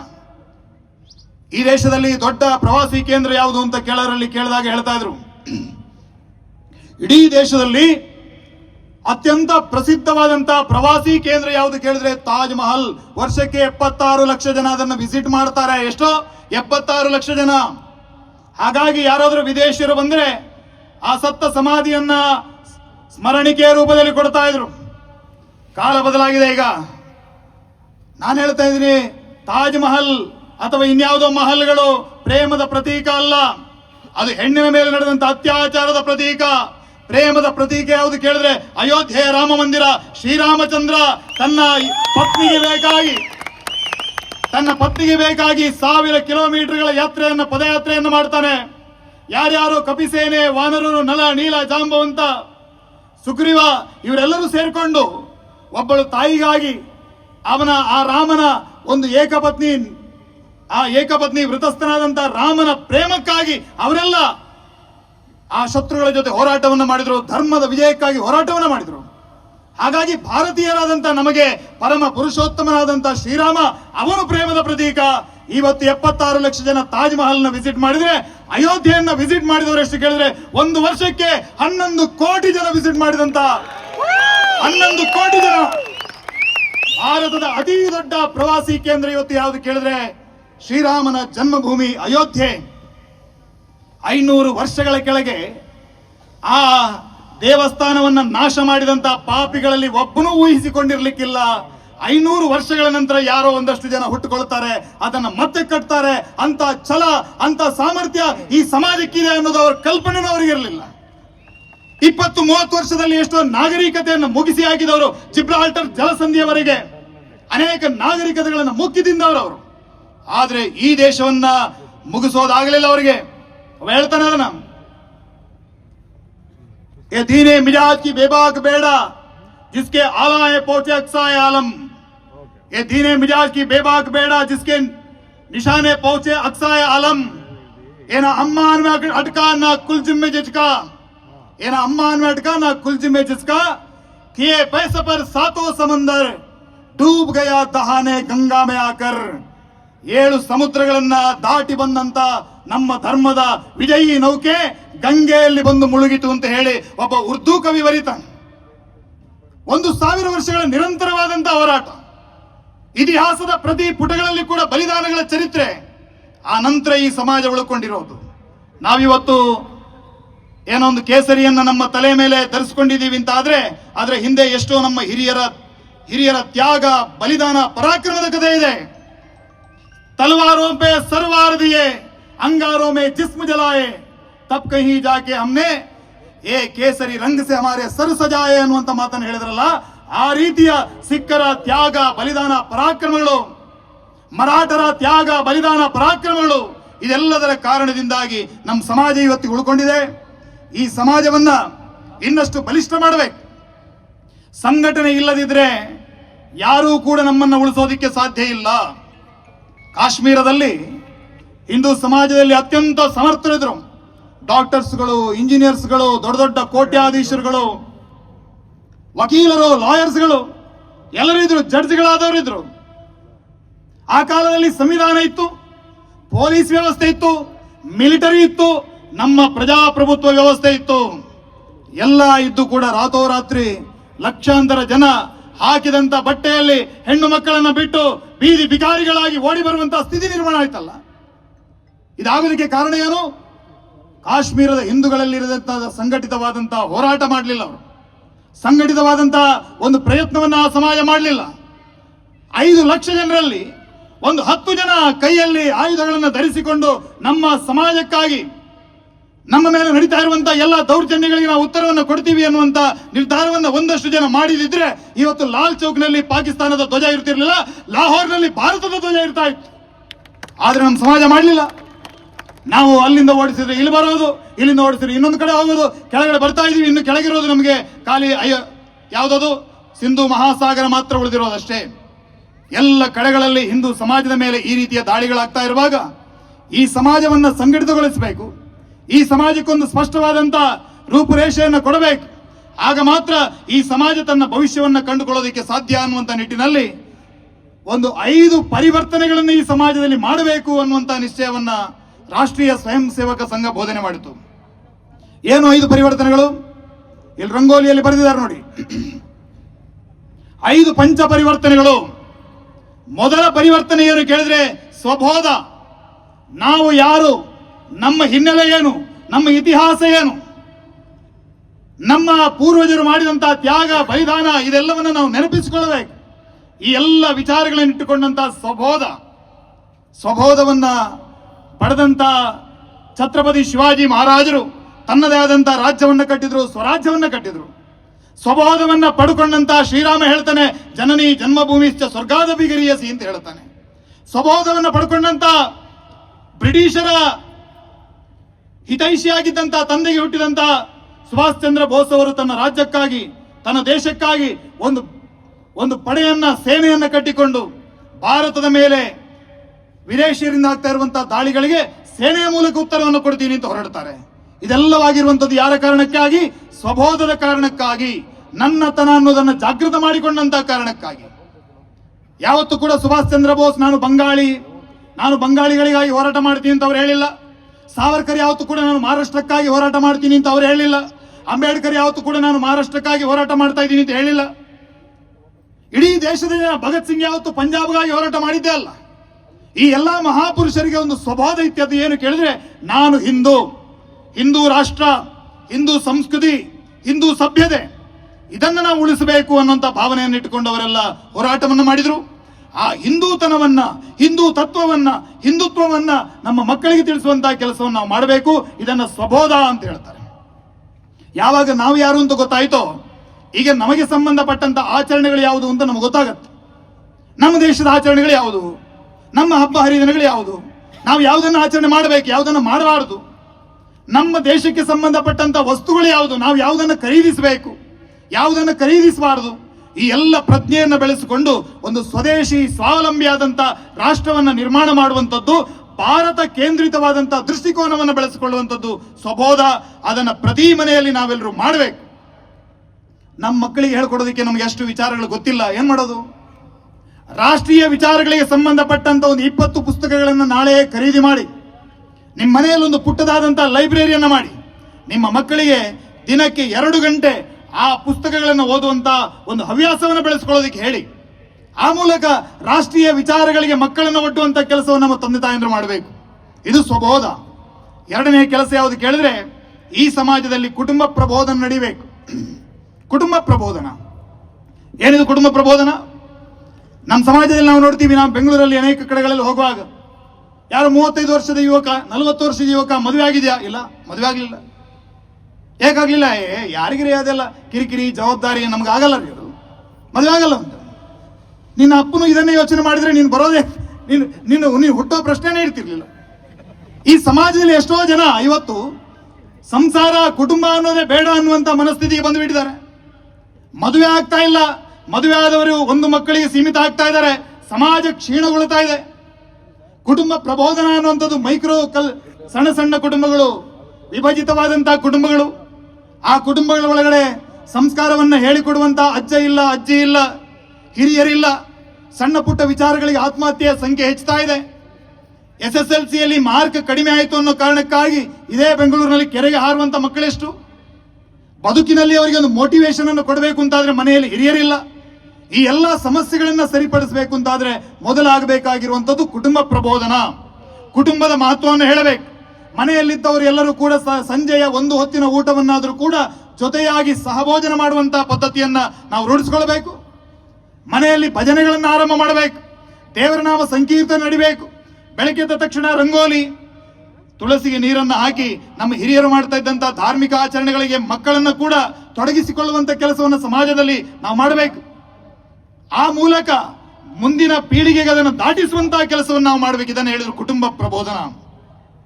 ಮೂರನೇ ವಿಚಾರ ಸಾಮರಸ್ಯ. ನಮ್ಮ ಮನೆಯಲ್ಲಿ ಇದೆಲ್ಲ ಸರಿಯಾಯಿತು, ಹೊರಗಡೆ ಬಂದಾಗ ನಾವು ಯಾವ ರೀತಿ ಇರ್ತೀವಿ? ಅವ್ರ ಆ ಜಾತಿ, ಇವ್ರು ಈ ಜಾತಿ, ಅವ್ರ ಆ ಭಾಷೆಯವರು, ಇವರು ಈ ಭಾಷೆಯವರು, ಅವ್ರು ಇನ್ನೊಂದು ಊರಿನವರು, ನಾವು ಮತ್ತೊಂದು ಊರಿನವರು, ಅವರು ಕಾಂಗ್ರೆಸ್, ಇವರು BJP, ಇವರು JDS. ಹಿಂದೂಗಳಿಗೆ ಹೊಡ್ಕೊಳ್ಳೋದಿಕ್ಕೆ ಕಾರಣಗಳು ಒಂದೆರಡಲ್ಲ. ನಮ್ಮ ಶತ್ರುಗಳು ಅದನ್ನೆಲ್ಲ ಮಾಡಿ ಹಾಕಿದ್ದಾರೆ, ವಿಭಜನೆ ಮಾಡಿ ಮಾಡಿ ಹಾಕಿದ್ದಾರೆ. ಒಬ್ರು ರಾಜೀವ್ ಮಲ್ಹೋತ್ರಾ ಅಂತ ಒಂದು ಪುಸ್ತಕ ಬರೀತಾರೆ, ಬಹಳ ಅದ್ಭುತ ಇದೆ ಅದು, ಬ್ರೇಕಿಂಗ್ ಇಂಡಿಯಾ. ಭಾರತವನ್ನು ಹೇಗೆ ಹೊಡಿಬಹುದು ಅಂತ, ಹೇಗೆಲ್ಲ ಹೊಡೆಯೋದಕ್ಕೆ ಸಾಧ್ಯ ಇದೆ, ಎಲ್ಲ ಹೊಡೆದಾಗೆ ಆಗಿದೆ. ಯಾರೊಬ್ಬ ಶರ್ಜಿಲ್ ಇಮಾಮ್ ಅಂತ ಮೊನ್ನೆ ಹೇಳ್ತಾ ಇದ್ದಲ್ಲ, ಭಾರತ್ ತೆರೆ ತುಗಡೆ ಹೋಂಗೆ ಇನ್ಶಾಲ್ಲಾ ಇನ್ಶಾಲ್ಲಾ, ಅಫ್ಜಲ್ ಗುರು ಹಮ್ ಶರ್ಮಿಂದಾ ಹೈ, ತೇರೆ ಕಾತಿಲ್ ಜಿಂದಾ ಹೈ. ಇಡೀ ಈಶಾನ್ಯ ರಾಜ್ಯಗಳನ್ನ ಭಾರತದ ವಿರುದ್ಧ ಎತ್ತಿ ಕಟ್ಟಿ ಈಶಾನ್ಯ ರಾಜ್ಯಗಳನ್ನ ನಮ್ಮಿಂದ ಪ್ರತ್ಯೇಕ ಮಾಡೋದಕ್ಕೆ ಏನೆಲ್ಲ ಮಾಡಬೇಕೆಲ್ಲ ಮಾಡ್ತಾ ಇದ್ದಾರೆ. ನಾವು ಕೂಡ ಅವರನ್ನ ಇಲ್ಲಿ ಬಂದ್ರೆ ಅವರ ಚೈನಾದವರು ಅಂತ ಹೇಳಿ ನಾವು ಹಂಗಿಸ್ತೀವಿ ಅವ್ರನ್ನ. ಇಲ್ಲಿ ಯಾರೋ ಬೇರೆ ಹಿಂದಿ ವಾಲಗಳು, ಮಾರ್ವಾಡಿಗಳ ಜೊತೆ ನಮ್ಮ ಸಂಬಂಧಗಳನ್ನು ಹಾಳು ಮಾಡ್ಕೊಳ್ತೀವಿ ನಾವು. ನಮ್ಮ ಯಾರಿಗೂ ಕೂಡ ಇವರೆಲ್ಲರೂ ನಮ್ಮ ಹಿಂದೂ ಬಂಧುಗಳು. ನಾವು ಪೂಜಿಸುವಂತಹ ರಾಮ, ಕೃಷ್ಣ, ಶಿವ ಅವರು ಕೂಡ ಆರಾಧ್ಯ ಮೂರ್ತಿಗಳವರಿಗೆ. ನಾವೆಲ್ಲ ಕೂಡ ಒಂದು ಸಮಾಜ, ಒಂದು ಸಂಸ್ಕೃತಿಗೆ ಸೇರಿದವರು ಅನ್ನುವಂಥ ಭಾವನೆ ನಮ್ಮಲ್ಲಿ ಕ್ಷೀಣ ಆಗ್ತಾ ಇದೆ. ನಮ್ಮದೇ ಸಮಾಜದ ಅವಿಭಾಜ್ಯಾಂಗವಾಗಿರುವಂತ ದಲಿತ ಸಮಾಜದ ಜೊತೆಗೆ ನಮ್ಮ ವ್ಯವಹಾರ ಹೇಗಿದೆ? ಇವತ್ತಿಗೂ ಎಷ್ಟೋ ದೇವಾಲಯಗಳಿಗೆ, ಹಳ್ಳಿ ಭಾಗದಲ್ಲಿ ಇವತ್ತಿಗೂ ಎಷ್ಟೋ ದೇವಾಲಯಗಳಿಗೆ ಪ್ರವೇಶ ಇಲ್ಲ. ಯಾರೊಬ್ಬ ಗೋಮಾಂಸ ಭಕ್ಷಕನನ್ನ ಮನೆಯ ದೇವರ ಕೋಣೆಯವರೆಗೆ ಬಿಟ್ಟುಕೊಳ್ತೀವಿ, ನಮ್ಮದೇ ಸಮಾಜದ ದಲಿತ ಬಂಧುಗಳನ್ನು ಬಿಟ್ಟುಕೊಳ್ಳಲ್ಲ ನಾವು. ಮನೆಯಲ್ಲಿ ಬೆಕ್ಕುಗಳು, ನಾಯಿಗಳು ಮನೆಯೊಳಗಡೆ ಬಂದು ಸೋಫಾದ ಮೇಲೆ ಮಲ್ಕೊಳ್ಬಹುದು, ದಲಿತರು ನಮಗೆ ಆಗಲ್ಲ. ಅವರ ಬಗ್ಗೆ ನಾನಾ ರೀತಿಯಾದಂತಹ ಕಮೆಂಟ್ಸ್ಗಳನ್ನು ಪಾಸ್ ಮಾಡೋದು, ಅವರ ಬಗ್ಗೆ ತುಚ್ಛವಾಗಿ ಕಾಣುವಂಥದ್ದು, ಜನಾಂಗೀಯವಾದಂತಹ ನಿಂದನೆಯನ್ನು ಮಾಡೋದು, ಈ ರೀತಿಯ ಪ್ರವೃತ್ತಿಯಿಂದ ಈ ಸಮಾಜ ದುರ್ಬಲ ಇದೆ. ಯಾವಾಗ ಮಾಹರ್ ಚಳವಳಿಯ ಬಗ್ಗೆ ಅಂಬೇಡ್ಕರ್ ಅವರು ಬರೀತಾರೆ ಬಹಳ ಅದ್ಭುತವಾಗಿ, ಯಾವ ಛತ್ರಪತಿ ಶಿವಾಜಿ ಮಹಾರಾಜರು ಒಂದು ಅದ್ಭುತವಾದಂತಹ ಸ್ವರಾಜ್ಯದ ಕಲ್ಪನೆಗೆ ಎಲ್ಲಾ ಜಾತಿಗಳನ್ನ ಸೇರಿಸಿಕೊಂಡ್ರು. ಎಲ್ಲಾ ಜಾತಿಯ ಜನ ಒಂದು ಆದರ್ಶದಡಿಯಲ್ಲಿ, ಒಂದು ಧ್ವಜದಡಿಯಲ್ಲಿ, ಒಂದು ಭಗವದ್ ಧ್ವಜದಡಿಯಲ್ಲಿ ಮಾಹರ್ ಜನಾಂಗದವರಿದ್ರು, ಮಾವಳಿ ಪೌರರಿದ್ರು, ಮರಾಠ ಸಮಾಜದವರಿದ್ರು, ಬ್ರಾಹ್ಮಣ ದೇಶಪಾಂಡೆಗಳಿದ್ರು, ಕರಾಡ ಬ್ರಾಹ್ಮಣರಿದ್ರು. ಎಲ್ಲರೂ ಸೇರಿಕೊಂಡು ಒಂದು ಧ್ಯೇಯ, ಒಂದು ಹಿಂದವಿ ಸ್ವರಾಜ್ಯಕ್ಕಾಗಿ ಹೋರಾಟವನ್ನು ಮಾಡಿದ್ರು. ಅವ್ರು ಹೇಳ್ತಾರೆ, ಛತ್ರಪತಿ ಶಿವಾಜಿ ಮಹಾರಾಜ ಸೇನೆ ಅಂತ ಅದ್ಭುತ ನೋಡಿ. 8 ಗಂಟೆಯಲ್ಲಿ ದೆಹಲಿಯಿಂದ ಪುಣೆಯವರೆಗೆ ಕುದುರೆಯನ್ನು ತಂದಂತ ಸಂತಾಜಿ ಗೋರ್ಪಡೆ ಯಾವ ಜಾತಿ? ಬರಿಗೈಯಲ್ಲಿ ಆನೆಯನ್ನು ಹೊಡೆದು ಹಾಕಿದಂತ ಯಸಾಜಿ ಕಂಕ್ ಯಾವ ಜಾತಿ? ಅದೇ ಪನ್ನಾಳಗಡ ಪಾವನ ಕಿಂಡಿಯಲ್ಲಿ ಬಲಿದಾನ ಮಾಡಿದಂತ ಆ ಬಾಜಿ ಪ್ರಭು ದೇಶಪಾಂಡೆ, ಪುರಾಜಿ ದೇಶಪಾಂಡೆ ಯಾವ ಜಾತಿಯವರು? ಛತ್ರಪತಿ ಶಿವಾಜಿ ಮಹಾರಾಜರ ಹಾಗೆ ಒಂದು ವೇಷವನ್ನ ಧರಿಸಿಕೊಂಡು ಶತ್ರುಗಳ ಶಿಬಿರದ ಒಳಗೆ ಹೋಗಿ ತನ್ನನ್ನು ತಾನು ಬಲಿದಾನ ಮಾಡಿ ಶಿವಾಜಿ ಮಹಾರಾಜರ ಜೀವವನ್ನು ಉಳಿಸಿದಂತ ಆ ಶಿವಕಾಶಿ ಕ್ಷೌರಿಕ, ಇವರೆಲ್ಲರೂ ಕೂಡ ಅನೇಕ ಜಾತಿಯವರು ಸೇರಿ ಛತ್ರಪತಿ ಶಿವಾಜಿ ಮಹಾರಾಜರ ಆ ರಾಜ್ಯವನ್ನು ಕಟ್ಟುವಂತ ಕನಸಿಗೆ ರೆಕ್ಕೆ ಪುಕ್ಕವನ್ನು ಜೋಡಿಸಿದ್ರು. ಇವತ್ತು ನಮ್ಮ ಸಮಾಜದ ಗತಿ ಏನು? ನಮ್ಮ ಸಮಾಜದಲ್ಲಿ ನಾವು ಜಾತಿ ವ್ಯವಸ್ಥೆ ಆಧಾರದಲ್ಲಿ ಹರಿದು ಹಂಚಿ ಹೋಗಿದ್ದೇವೆ. ಈ ಜಾತಿ ವ್ಯವಸ್ಥೆಗಳ ಮಧ್ಯದಲ್ಲಿ ಎಲ್ಲ ಜಾತಿಗಳಿಗೆ ಅದರದ್ದೇ ಆದಂತಹ ವಿಶೇಷತೆಗಳಿವೆ. ಆ ಎಲ್ಲ ವಿಶೇಷ ಆಚರಣೆಗಳನ್ನು ಉಳಿಸಿಕೊಳ್ಳುವ ಜೊತೆಗೆ ಸಮಾಜದ ಮಧ್ಯದಲ್ಲಿ ನಾವೆಲ್ಲರೂ ಕೂಡ ಹಿಂದೂಗಳಾಗಿ ಏಕ ಬುದ್ಧಿಯಿಂದ, ಏಕ ಅಭಿಪ್ರಾಯದಿಂದ ನಾವೆಲ್ಲರೂ ಕೂಡ ಜೊತೆಯಾಗಬೇಕು. ಅದನ್ನ ಹೇಳ್ತಾರೆ ಸಾವರ್ಕರ್, ಹೇಳ್ತಾರೆ, ತುಮಿಯಾಮ್ ಹಿ ಸಕಲ ಹಿಂದೂ ಬಂಧು ಬಂಧು ಮಹಾದೇವಜಿ ಪಿತಾ ಆಪ್ಲೆ. ಮಹಾದೇವನೇ ನಮಗೆ ತಂದೆ, ನಾವೆಲ್ಲರೂ ಕೂಡ ಹಿಂದೂಗಳು, ಬಂಧುಗಳು ಅಂತ ಹೇಳಿದ್ರು. ಇದನ್ನ ಉಡುಪಿಯಲ್ಲಿ ವಿಶ್ವ ಹಿಂದೂ ಪರಿಷತ್ನವರ ಧರ್ಮ ಸಮ್ಮೇಳನ ಆದಾಗ ಹೇಳಿದ್ರಲ್ಲ, ಹಿಂದವಾ ಸೋದರ ಸರ್ವೇ ನ ಹಿಂದೂ ಪತಿತೋ ಭವೇತ್, ಮಮ ರಕ್ಷಾ ಹಿಂದೂ ದೀಕ್ಷಾ ಮಮ ಮಂತ್ರ ಸಮಾನತಾ. ಈ ಮಾತನ್ನ ನಮ್ಮ ಪ್ರತಿಯೊಬ್ಬರು ಬದುಕಿನಲ್ಲಿ ರೂಢಿಸಿಕೊಳ್ಳಬೇಕು. ಆಗ ಮಾತ್ರ ಈ ಸಮಾಜ ಉಳಿಯೋದಕ್ಕೆ ಸಾಧ್ಯ. ಅದನ್ನ ಸಾಮರಸ್ಯ ಅಂತ 2ನೇ 3ನೇ ಕಾರ್ಯ ಹೇಳಿದ್ರು. 4ನೇ ಕಾರ್ಯ ಯಾವುದು ಕೇಳಿದ್ರೆ ಪರಿಸರ, ಪರ್ಯಾವರಣ. ಇದರ ಬಗ್ಗೆ ನಾನೇನು ಹೆಚ್ಚಾಗಿ ಮಾತಾಡಬೇಕಾಗಿಲ್ಲ. ನಮ್ಮ ಪರ್ಯಾವರಣ ಹಾಳಾಗ್ತಾ ಇದೆ. ಸಮಾಜದಲ್ಲಿ ಈ ಪ್ರಕೃತಿಯನ್ನು ಉಳಿಸುವಂತಹ ಕೆಲಸವನ್ನು ನಾವು ಮಾಡಬೇಕು. ಕೇವಲ ಸುಜಲಾಂ ಸುಫಲಾಂ ಸಸ್ಯ ಶ್ಯಾಮಲಾಂ ಮಾತರಂ ಅಂತ ಒಂದೇ ಮಾತ್ರ ಮಾಡಿದ್ರೆ ಸಾಕಾಗ್ಲಿಲ್ಲ. ಅವಳು ಸುಜಲೆ ಆಗಬೇಕು, ಸುಫಲ ಆಗಬೇಕು, ಸಸ್ಯ ಶ್ಯಾಮಲೆ ಆಗಬೇಕು ಅಂತಾದ್ರೆ ನಾವೆಲ್ಲರೂ ಕೂಡ ಪರಿಸರವನ್ನು ಉಳಿಸುವಂತಹ ಕೆಲಸವನ್ನು ನಾವು ಮಾಡಬೇಕು. ಆ ಕೆಲಸ ಆಗಬೇಕು. 4ನೇದು ಯಾವುದು? ನಾಗರಿಕ ಶಿಷ್ಟಾಚಾರ. ನಾಗರಿಕ ಶಿಷ್ಟಾಚಾರ. ನಮ್ಮ ಸಮಾಜದಲ್ಲಿ ನಾನು ನೋಡ್ತೀನಿ, ಕೆಲವು ಪೊಲೀಸರಲ್ಲಿ ನಿಂತ್ಕೊಂಡಿದ್ದಾರೆ ಅಂದ ತಕ್ಷಣ ಇಲ್ಲಿ ಯಾರೋ ಕೈಯಲ್ಲಿ ಸಿಗ್ನಲ್ ಮಾಡ್ತಾನೆ, ಟೊಪ್ಪಿ ಹಾಕೊಂಡು ಹೋಗಿ ಅಂತ, ಹೆಲ್ಮೆಟ್ ಹಾಕೊಂಡು ಹೋಗಿ. ಬಹಳ ಒಗ್ಗಟ್ಟವರಲ್ಲಿ ತಕ್ಕ ಹೆಲ್ಮೆಟ್ ಹಾಕೊಂಡು ಹೋದ. ಪೊಲೀಸಲ್ಲಿ ನಿಂತಿದ್ದಾನೆ ಅಂತ ನಿಮಗೆ ಸುದ್ದಿ ಕೊಡೋರು ಯಾರು ಇದ್ದಾರೆ? ಎದುರುಗಡೆ ಎಲ್ಲ ತಿರುವಲ್ಲಿ ಯಮರಾಯನ ನಿಂತ್ಕೊಂಡಿರ್ತಾನೆ ನಿನ್ನ ಕೊಲ್ಲೋದಿಕ್ಕೆ. ಆ ಸುದ್ದಿ ಯಾರು ಕೊಡ್ತಾರೆ ನಿಮಗೆ? ಪೊಲೀಸರಿಗೆ ಬೇಕಾಗಿ ಕಾನೂನು ಪಾಲನೆ ಅಲ್ಲ. ಪೊಲೀಸರಿದ್ದಾರೆ ಅನ್ನೋ ಕಾರಣಕ್ಕಾಗಿ ಸರ್ಕಲ್ ಹೊಡೆಯೋದಲ್ಲ. ಪೊಲೀಸರಿದ್ದಾರೆ ಅನ್ನೋ ಕಾರಣಕ್ಕಾಗಿ ಸೀಟ್ ಬೆಲ್ಟ್ ಅನ್ನು ಧರಿಸೋದಲ್ಲ. ಯಾವುದೋ CC ಕ್ಯಾಮರಾ ಅಲ್ಲ. ನಾವು ನಮ್ಮ ಒಳಗಿರುವಂತ, ನಮ್ಮೊಳಗೊಬ್ಬ ಕರ್ಮಸಾಕ್ಷಿ ಸರ್ವಭೂತಾಂತರಾತ್ಮ ಭೂತ ಅಂತ ಇದ್ದಾನಲ್ಲ, ಆ ದೇವರಿಗೆ ಸರಿಯಾಗಿ ನಾವು ಕಾನೂನನ್ನ ಪಾಲನೆ ಮಾಡಬೇಕು. ಸಮಾಜಕ್ಕಾಗಿ ದುಡಿಬೇಕು. ನಾವು ಆ ಕಡೆ ಈ ಕಡೆ ನೋಡಿ ಯಾರಿಲ್ಲ ಅಂತಾದ್ರೆ ಕಸವನ್ನ ಅಲ್ಲೇ ತೊಟ್ಟಿಗೆ ಎಸೆದು ಹೋಗ್ತಾ ಇರ್ತೀವಿ. ನಾವು ನಮ್ಮ ಕೆಲಸವನ್ನ ಆನಂತರ ಅಲ್ಲಿ ಬಂದಂತ ನಾಯಿಗಳದನ್ನು ಬಿಚ್ಚಿ ರಸ್ತೆ ತುಂಬಾ ಹರಡಿ, ನಿಮ್ಮ ಮನೆಯಲ್ಲಿ ಏನಾಗಿದೆ, ಏನ್ ನಿನ್ನೆ ಪದಾರ್ಥ ಏನು ಎಲ್ಲವನ್ನ ಊರು ತುಂಬಾ ಹರಡಿ ಆಗ್ತಾ ಹೋಗು. ನಮ್ಮ ಸಮಾಜ ನಾಳೆ ಯಾರೋ ಒಬ್ಬ ಹೊರಗಿನವ ಬರ್ತಾನೆ, ನೋಡ್ತಾನೆ ಭಾರತೀಯರು ಬಹಳ ಕೊಳಕರು, ಭಾರತದಂತ ದೇಶ ಕೊಳಕರು ಅಂದಾಗ ಅದು ಕೇವಲ ನಿಮಗಲ್ಲ, ಅಲ್ಲಿದ್ದಾಳಲ್ಲ ತಾಯಿ ಭಾರತಿ, ಅವಳನ್ನ ಕೊಳಕಿ ಅಂತ ಹೇಳಿದಾಗತ್ತೆ. ನಿಮ್ಮ ಮಕ್ಕಳಾಗಿ ನಮ್ಮ ಕರ್ತವ್ಯ ಇದೆ. ದೇಶದಲ್ಲಿ ಸ್ವಚ್ಛತೆಯನ್ನ ಪಾಲನೆ ಮಾಡಬೇಕು. ದೇಶದಲ್ಲಿ ಕಾನೂನನ್ನ ಪಾಲನೆ ಮಾಡಬೇಕು. ಕಷ್ಟದಲ್ಲಿದ್ದವರಿಗೆ ಸಹಾಯವನ್ನು ಮಾಡಬೇಕು. ಅಂಗವಿಕಲರ ಸೀಟ್ನಲ್ಲಿ ಅಂಗ ಸರಿ ಇರೋರು ಕೂತಿರ್ತಾರೆ, ಅಲ್ಲಿ ಯಾರು ಅಂಗವಿಕಲ ಬಂದ್ರೆ ಎದ್ದು ಸೀಟ್ ಕೊಡಲ್ಲ ನಾವು. ಯಾರೊಬ್ಬ ಗರ್ಭಿಣಿ ಮಹಿಳೆ ಬಂದ್ರು ಸೀಟ್ ಬಿಟ್ಕೊಡಲ್ಲ ನಾವು. ನಾನು ನನ್ನದು ಅನ್ನುವಂತಹ ಸ್ವಾರ್ಥವನ್ನ ಪಕ್ಕಕ್ಕಿಟ್ಟು ಸಮಷ್ಟಿಯ ಹಿತಕ್ಕಾಗಿ ಚಿಂತನೆಯಲ್ಲಿ ಕೆಲಸ ಮಾಡುವಂತಹ ಕೆಲಸವನ್ನು ನಾವು ಮಾಡಬೇಕು. ಒಮ್ಮೆ ಶ್ರೀರಾಮಚಂದ್ರ ಲಂಕೆಯಲ್ಲಿ ಯುದ್ಧ ಎಲ್ಲ ಮುಗಿದ ಮೇಲೆ ರಾವಣನ ವಧೆ ಆಗಿದೆ. ಯುದ್ಧರಂಗದಲ್ಲಿ ಶ್ರೀರಾಮದೇವರು ಎಲ್ಲೋ ಒಂದು ಕಡಲಿನ ಬದಿಯಲ್ಲಿ ಕೂತಿದ್ದಾರೆ. ಹಿಂದುಗಡೆಯಿಂದ ಯಾರೋ ಮಹಿಳೆ ಬಂದಾಗಾಯ್ತು, ಮೈ ಮೇಲೆ ನೆರಳು ಬಿತ್ತು. ತಕ್ಷಣ ಶ್ರೀರಾಮಚಂದ್ರ ಮರ್ಯಾದಾ ಪುರುಷೋತ್ತಮ ದೂರ ನಿಂತರು, ತನ್ನ ಮೈಯಲ್ಲಿರುವಂತಹ ಶಲ್ಯವನ್ನು ಸರಿ ಮಾಡಿ ಆಕೆಯ ಕಾಲಿಗೆ ಕೈ ಮುಗಿತಾರೆ. ಹೇಳ್ತಾರೆ, ಮಂಡೋದರಿ, ರಾವಣನ ಪತ್ನಿ ವಿಧವೆ ಪ್ರಲಾಪ ಈ ಹೊತ್ತಿನಲ್ಲಿ ವಿಲಪನೆಯನ್ನ ಮಾಡ್ತಾ ಇರಬೇಕಾದವಳು ರಣಭೂಮಿಯಲ್ಲಿ ಯಾಕೆ ಏನ್ ಮಾಡ್ತಾ ಇದ್ದಿ ಅಂತ ಕೇಳಿದಾಗ ಮಂಡೋದರಿ ಹೇಳ್ತಾಳೆ, ನನ್ನ ಗಂಡ ತ್ರಿವೇದ ಪಾರಂಗದ, 3 ವೇದಗಳಲ್ಲಿ ಪಾರಂಗತನಾದವನು, ಅನೇಕ ಮಂತ್ರತಂತ್ರಗಳನ್ನು ಸಿದ್ಧಿ ಮಾಡಿಕೊಂಡವನು, ಶಿವನ ಆತ್ಮಲಿಂಗವನ್ನೇ ತಂದವನು, ನವಗ್ರಹಗಳನ್ನೇ ಮೆಟ್ಟಿಲು ಮಾಡಿಕೊಂಡವನು, ಅಂತಹ ಪರಾಕ್ರಮಿ ಒಬ್ಬ ಸಾಮಾನ್ಯ ನಾರು ಮಡಿಬಿಟ್ಟಂತ ಕೈಯಲ್ಲಿ ಬಿಲ್ಲು ಧರಿಸಿದಂತ ಸಾಮಾನ್ಯ ಮನುಷ್ಯನ ಮುಂದೆ ಹೇಗೆ ಸೋತ ಅಂತ ಗೊತ್ತು. ಬಹಳ ದೊಡ್ಡ ಪ್ರಶ್ನೆ ಇತ್ತು. ನನ್ನ ಗಂಡನಲ್ಲಿ ಇಲ್ಲದೆ ಇರುವುದು ಅವನಲ್ಲಿ ಏನಿದೆ ಅಂತ ನೋಡೋಣ ಅಂತ ಬಂದೆ.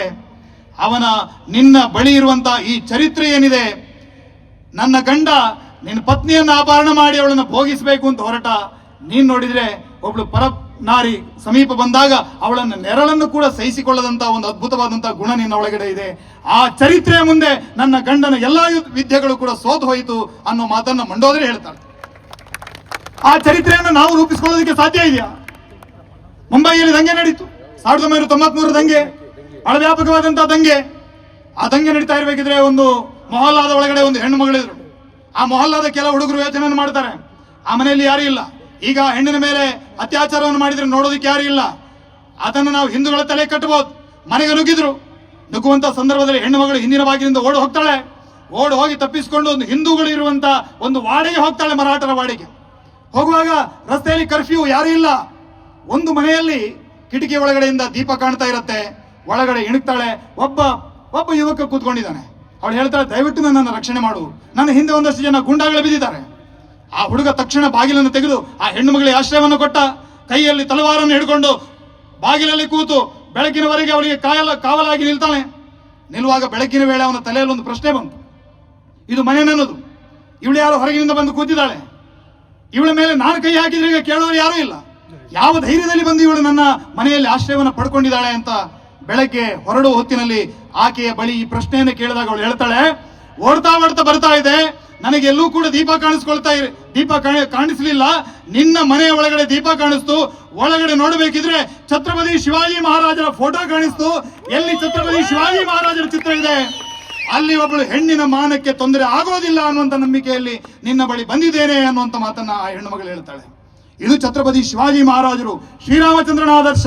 ನಮ್ಮ ಬದುಕಿನಲ್ಲಿ ಕೇವಲ ಬೈಕಿನ ಮೇಲೆ ಸ್ಟಿಕ್ಕರ್ಗಳಾಗಿ ಶ್ರೀರಾಮ ಅಥವಾ ಶಿವಾಜಿ ಸೀಮಿತ ಆಗೋದಲ್ಲ, ನಾವು ಬಿಡುವಂತ ಗಡ್ಡದ ಶೈಲಿಗೆ ಶಿವಾಜಿ ಸೀಮಿತ ಆಗೋದಲ್ಲ, ನಮ್ಮ ಬದುಕಿನ ಚರಿತ್ರೆಯಲ್ಲಿ ಆ ಶಿವಾಜಿಯನ್ನು ಇಳಿಸಿಕೊಳ್ಳಬೇಕು. ಆ ಕೆಲಸವನ್ನು ಹಿಂದೂ ಸಮಾಜ ಮಾಡಬೇಕು. ಇದನ್ನು ಹೇಳಿದ್ರು ನಾಗರಿಕ ಶಿಷ್ಟಾಚಾರ. ಈ 5 ಕೆಲಸಗಳನ್ನು ಹಿಂದೂ ಸಮಾಜ ಮಾಡಿದ್ದೇ ಹೌದು ಅಂತಾದ್ರೆ ಈ ದೇಶದಲ್ಲಿ ಒಂದು ಅದ್ಭುತ ಬದಲಾವಣೆಯನ್ನು ನೋಡಬಹುದು. ಎಂಥ ಅದ್ಭುತವಾದಂತಹ ಬದಲಾವಣೆ! ಇತಿಹಾಸ ಕಳೆದು ಹೋಗಿದೆ, ಸತ್ತೋಗಿದೆ ಇತಿಹಾಸ. ಭವಿಷ್ಯ ಇನ್ನು ಬರೋದಿದೆ. ನಮ್ಮ ಕೈಯಲ್ಲಿರುವುದು ವರ್ತಮಾನ ಮಾತ್ರ. ವರ್ತಮಾನದಲ್ಲಿ ನಮಗಿರುವಂತಹ ಕರ್ತವ್ಯಗಳನ್ನ ನಾವೆಲ್ಲ ಕಾರ್ಯರೂಪಕ್ಕೆ ಇಳಿಸಬೇಕು. ಪ್ರತಿಯೊಬ್ಬರು ಕೂಡ ಈ ಭಾವದಿಂದ ಕೆಲಸವನ್ನು ಮಾಡಿದ್ರೆ ದೇಶದಲ್ಲಿ ಬದಲಾವಣೆ ಬಹಳ ಕಷ್ಟ ಇಲ್ಲ. ಒಂದು ಅದ್ಭುತವಾದಂತಹ ಭಾರತದ ಕಲ್ಪನೆ, ಜಗಜ್ಜನನಿ ಭಾರತಿ, ಜಗತ್ತಿಗೆ ಗುರುವಾಗತಕ್ಕಂತ ಭಾರತಿ. ಆ ಭಾರತೀಯನ್ನ ಪ್ರತಿದಿನ ನಾವು ಉಪಾಸನೆ ಮಾಡಿದ್ರೆ ಅವಳು ಲಕ್ಷ್ಮಿಯಾಗಿ ನಮ್ಮ ದೇಶದ ಎಲ್ಲ ದುಃಖ ದಾರಿದ್ರ್ಯಗಳನ್ನು ದೂರ ಮಾಡ್ತಾಳೆ. ಅವಳು ಶಾರದೆಯಾಗಿ ನಮ್ಮೆಲ್ಲರ ಅಂಧಕಾರದ ಮಬ್ಬನ್ನ ಕಳೀತಾಳೆ. ಅವಳು ಚಂಡಿಯಾಗಿ, ಚಾಮುಂಡಿಯಾಗಿ, ಭದ್ರಕಾಳಿಯಾಗಿ ಕೈಗಳಲ್ಲಿ ಆಯುಧಗಳನ್ನು ಧಾರಣೆ ಮಾಡಿ ದುಷ್ಟರ ಸಂಹಾರವನ್ನ ಮಾಡ್ತಾಳೆ, ಶಿಷ್ಟರನ್ನ ಪೊರಿತಾಳೆ. ಅಂತ ತಾಯಿ ಭಾರತೀಯ ಸಾಕಾರ ಸ್ವರೂಪಕ್ಕಾಗಿ ನಾವೆಲ್ಲರೂ ಕೂಡ ಕಟಿಬದ್ಧರಾಗಿ ಒಂದು ತಪಸ್ಸಿನ ರೂಪದಲ್ಲಿ ರಾಷ್ಟ್ರ ಕಾರ್ಯದಲ್ಲಿ ತೊಡಗಿಸಿಕೊಳ್ಳೋಣ ಅಂತ ಮಾತನ್ನು ಹೇಳ್ತಾ ನನ್ನ ಮಾತನ್ನು ಮುಗಿಸ್ತಾ ಇದ್ದೇನೆ. ಬೋಲೋ ಭಾರತ್ ಮಾತಾ ಕಿ, ಬೋಲೋ ಭಾರತ್ ಮಾತಾ ಕಿ, ಛತ್ರಪತಿ ಶಿವಾಜಿ ಮಹಾರಾಜ್ ಕಿ, ಛತ್ರಪತಿ ಶಿವಾಜಿ ಮಹಾರಾಜ್ ಕಿ, ಬೋಲೋ ನಮಃ ಪಾರ್ವತಿ ಪತಯೇ ಹರ ಹರ ಮಹಾದೇವ.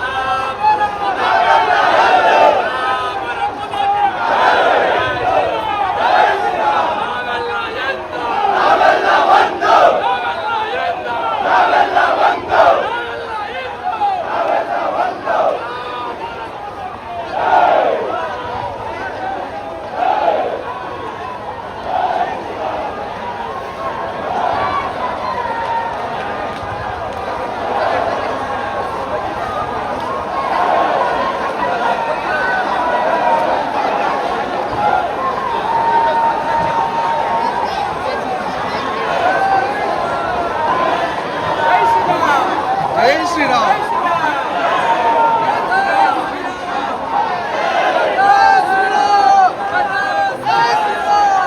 ಜೈ ಶ್ರೀರಾಮ್. ಜೈ.